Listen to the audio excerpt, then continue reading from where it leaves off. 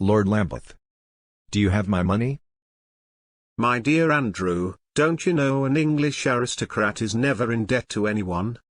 If I'd known I was making a pact with the devil when you lent me that money, I would have borrowed it from one of the whiskey barons. Given my fervent devotion to the brand, I rather think I'd have paid off my debts long ago. I thought you said you were going to ask your wife to help you. Any results? I would be patient if I were you. Rome wasn't made in a day. When I said help, I meant of course she would be receiving some herself. We will talk.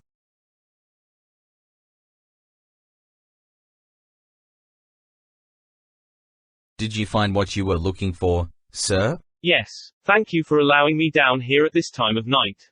My pleasure, sir. I hope it was no trouble getting to your item. No trouble at all. By the way, later a German friend of mine will be down here to collect an item from one of my crates. No problem, sir. I look forward to meeting the German gentleman. It can get lonely down here, so always pleased to talk to someone. Good night. By the way, hope you get a better job.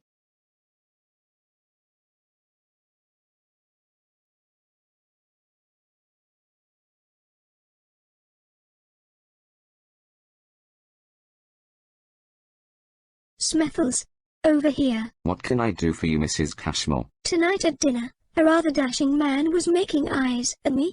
Naughty old thing. Could you find out who he is? I'm sorry, Mrs. Cashmore, but I am not in the business of stalking possible suitors about the ship. I don't believe this. Is this what I paid my ticket for? Obviously not. You paid your ticket to sleep, eat, walk about the promenade deck as much as you want, gossip and scare passengers off with your hysterics, whilst repeating this day in day out until such time as we arrive in New York, where you will hopefully disembark and never bother us again. I shall have you reported for these comments. I'm sure I'll get promoted for having made them. In the meantime, I will inform Mr. George Quincy Clifford to clearly stay away from you. I did tell the poor fellow you were trouble, but he simply couldn't help himself.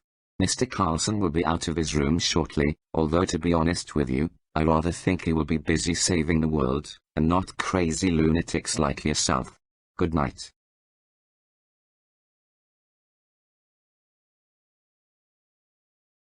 Willie, I thought I'd find you down here.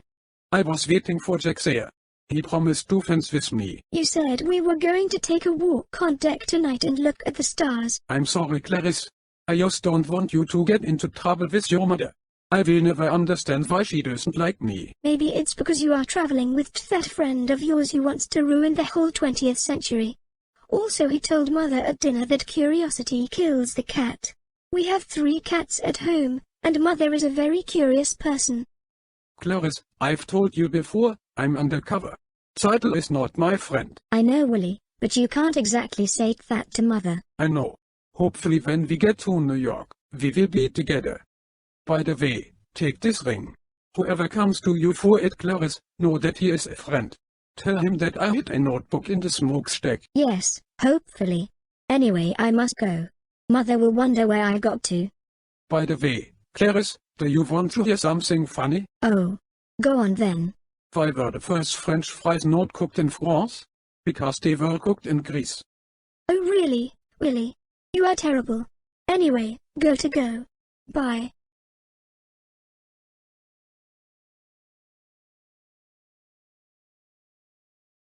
Do you have it, Charles? Do you have the necklace? Always want to get on straight to the subject, aren't you, Barbican? Well, I gather you didn't come to my room to discuss the price of a barrel of whiskey. And the consummate wit as well. Who would have thought it?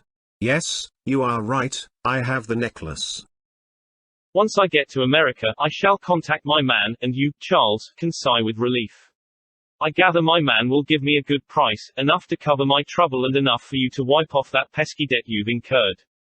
Thank you. I'm not an original man by any means, but coming to you was certainly an innovation. No problem, Charles. After all, what are friends for? I do hope you mean that sparingly, Barbican. Don't think I shall ever forgive your dalliance with my wife. What does it matter to you? You've never loved her. Come to think of it, I don't either. Your candor is certainly refreshing. Anyway, it's been a long day of arduous business deals. I shall retire in that den of sin and smoke, where my friend the bartender has promised to show me his impressive collection of reasons why I don't want this journey to end. Get me the right price for that necklace, Barbican, or the whole world will know of your illicit connections. I may be a fool who doesn't know how to manage his wife and his estate, but by God, I am ashamed of having a reason to allow a greedy bastard like you to walk on the green grass of my country, knowing full well you wish to put it in harm's way. Good night.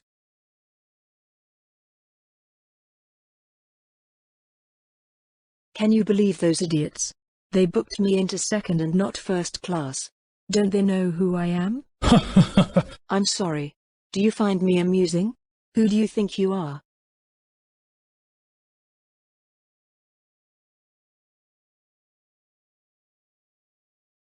I would have liked to be alone. A most annoying habit to show up out of nowhere. I guess I am unlucky. So are here, and we are clearly alone. I will tell you what I am doing here at this late hour in the evening. Maybe then, your curiosity will be quenched. Charming place this, like the one at our German embassy in Istanbul. Anyway, let me get straight to the point. You see that thing behind me? When the water is flowing, the mirror to your left will steam, revealing a message I have hidden for my contact on this ship. When you play the game later on, you will discover what that message is, together with other interesting things, which I am sure will fill your time on board this evening, with amusement. Until then, auf Wiedersehen, and before you leave, you must allow me to give you some advice. If you want to buy a yacht, don't. Your curiosity will kill it.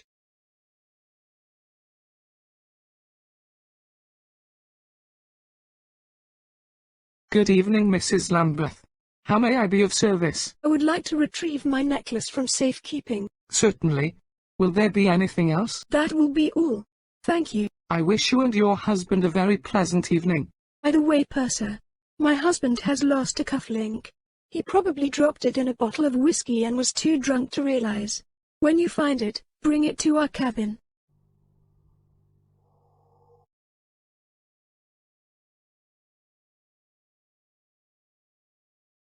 Good evening, Lady Georgia. Where to? A deck, please. Cold evening, isn't it? I was just saying to one of the passengers, we're expecting an English spy tonight. He's been keeping in his cabin all this time. Apparently, the last time he ended up spending the whole evening with this lady in her cabin, and completely forgot about saving the world from World War I, World War II, the bleeding Russian Revolution, and probably even coronavirus. Look you, I'm not in the mood for idle chit-chat. And stop making eyes at me, you insolent fella. Geez. I'm not surprised your husband's had enough of you. Well, I too have had enough of him. His middle name should be Sot. And as for your English spy, I spy with my little eye something beginning with B. Don't even think about it. I'm not saying it. You absolute swine. What I meant is that you pressed B deck instead of A. Oh, sorry. I was just thinking about, well, never mind. You truly are an insolent boy. And here you are, Lady Georgia.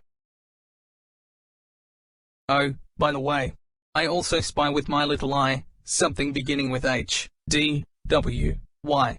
H, D, W, Y? What is that? I haven't got time for games. He doesn't want you. Sheila, I don't want you to worry about a thing. We will get justice for what those two did to you. Don't do anything foolish, Jack. Don't. I don't want you getting into trouble. You're my sister. You know I'd do anything to keep you and the baby safe. I know. Good of you to get that letter when you left. You're a clever girl. Let's go in, Jack. I'm cold. Remember, we're in this together.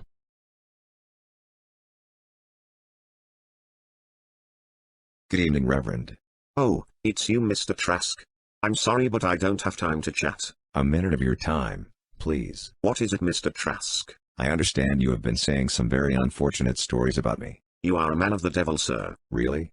Am I to understand that you don't believe in my psychic abilities? No man of God ever could. Even if they were to be real? What is your point, Mr. Trask? Let me prove to you how wrong you are. Give me that Bible, Reverend. I will show you. This is a holy object, and not to be touched by blasphemous hands. Are you afraid? Of you? Not at all. Here. Satisfy yourself if you think you're so clever. I see your wife, Emily. She is wondering from the beyond what you did with all the funds you raised. You have been lying to many people. You're a fraud. Wait a minute. How?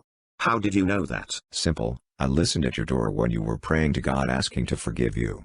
I will inform the captain that you are violating people's privacy. And I will inform the authorities of your theft. I think you will find it is in your interest to keep quiet. Good night, and may the force be with you.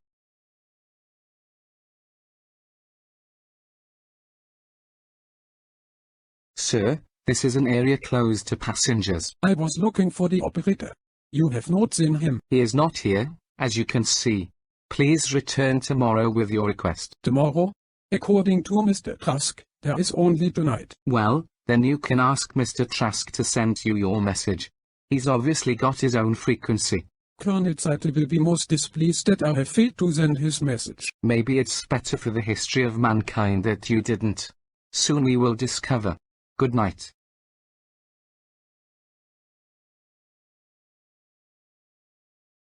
Do you wish to play, mon ami? Very well, I will play. I take it you accept IOUs? No? My title used to keep my credit afloat once. Not anymore. What will you accept? My intuition tells me you have a precious jewel. Lady Fortune would never let you lose it. So, do you wish to bet against my winning so far tonight? Yes, go on. Money always goes down well with the bartender. Unfortunately I have none left, and the Titanic may run on coal, but I run on gin.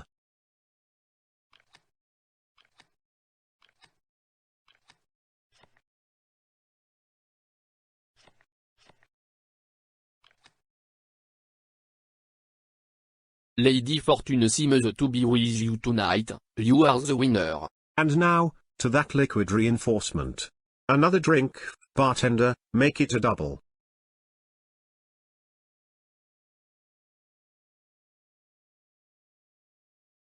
Herr Conklin, I completely understand your predicament. I appreciate that.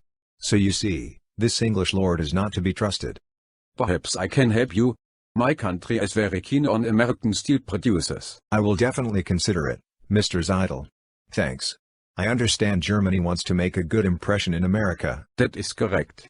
When I arrive in New York I will travel to Washington briefly, where I intend to use all my country's influence to prove to your people that America and Germany can be credible partners. If I were you, I would not worry about this English lord too much. Oh yeah? Why not? He might be a drunk, but Lambis is a clever man. My friend Sasha Barbican tells me that he will pay what he owes. The two have come up with a scheme to make that happen. I'm glad to hear, otherwise I am a ruined man. Of course. Not only will you lose that money, but unless I am mistaken you will equally lose your business. I don't understand. What do you mean? Come, Herr Conklin. I am not an idiot. We all know the steel on this ship is of inferior quality. I don't know what you mean. Some information has come my way, through one of my associates who has been visiting a certain passenger in the third class. I followed him down there, where I learned of your little secret. Do not worry, Herr Conklin, it's not my intention to expose you. You must want something in exchange for this silence. And you speak of being good partners. It is very simple, Herr Conklin. When I get to America, I want full access to certain levels of power in your country. Now if you excuse me, I would like to spend some time alone, looking out the window aimlessly. I have a feeling a certain passenger is about to interfere with my plans. I must think of a strategy to get rid of him. Auf Wiedersehen.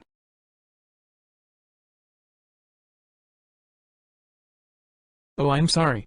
I thought there would be no one in here at this late hour. Well, there obviously is. Me. Come back tomorrow to exercise. I have an important meeting in a short while to which you can't be privy. I don't think we've been introduced. I'm Max. And I am the bloomin' Queen of England. Please leave now, or I will contact Cyberflex to cut you out of the game. Oh well, I will take a stroll on the boat deck. Nothing like the sea air, really clears out your sinuses. Are you sure you don't want help with anything? Alright, here's what you can do for me. If you see that snooty Smethles, tell him to get a move on with that message I gave him. I've been waiting here too long.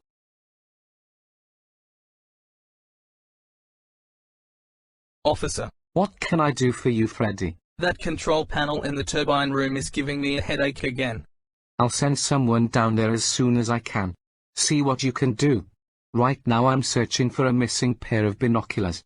Go back down and wait there for help. I'll fetch someone soon. Right you are, sir.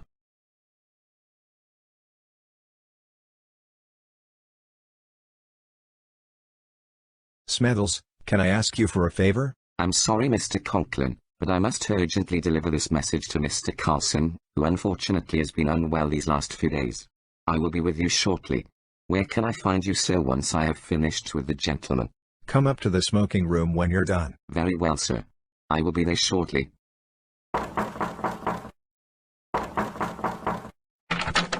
Good evening. I am Smethles, your steward, and, if I may say so, it is good to see you up and about. Your correspondence.